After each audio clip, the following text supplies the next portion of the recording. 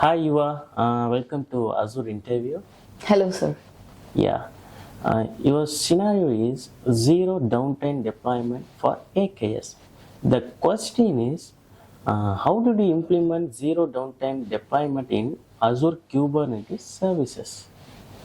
Yeah, I used rolling updates via hem charts with readiness and liveness props, and then configured max unavailable equal to 0 and max surge equal to 1.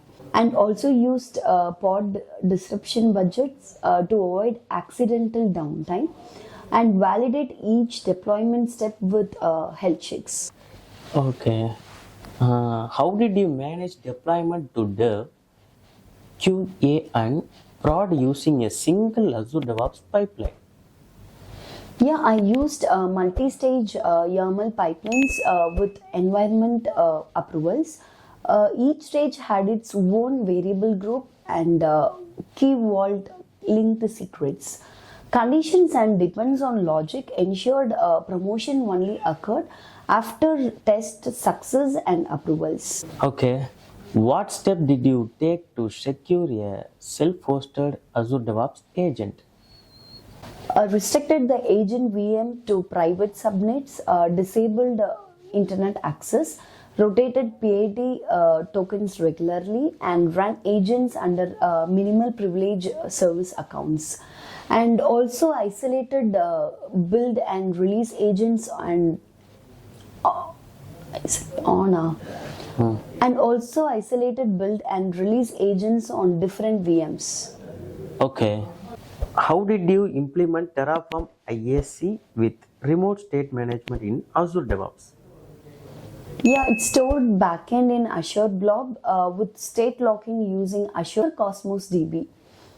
Used a dedicated pipeline with Terraform plan and apply stages, and secrets and subscription IDs were pulled from Azure Key Vault with service connection permissions.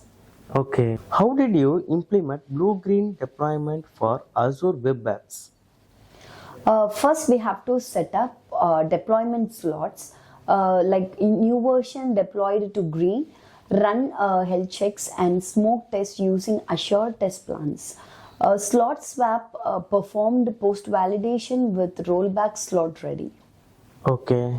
Next question is, how did you manage CI/CD in Azure DevOps for a mono repo with 10 plus services? Yeah, I used path filter in pipeline triggers to detect which service changed. Then created dynamic templates with parameters for service names. Only the changed service build and deploy stages were triggered, reducing pipeline runtime. Okay. How did you detect and handle vulnerabilities in container images during CA in Azure DevOps? I integrated Microsoft Defender for containers and Aqua Trivy into the pipeline, then scanned each build and blocked pipeline if critical CVEs were found. Send alerts via Teams and created a Jira ticket automatically using service hooks. Okay. How did you automate secret rotation in Azure DevOps without service interruption? Yeah, first we have to link Azure Key Vault to pipeline variable groups, rotation handled via Azure Automation Runbooks, and apps fetch secrets dynamically at runtime from Key Vault, and then use Azure App configuration to refresh setting without redeploy. Okay.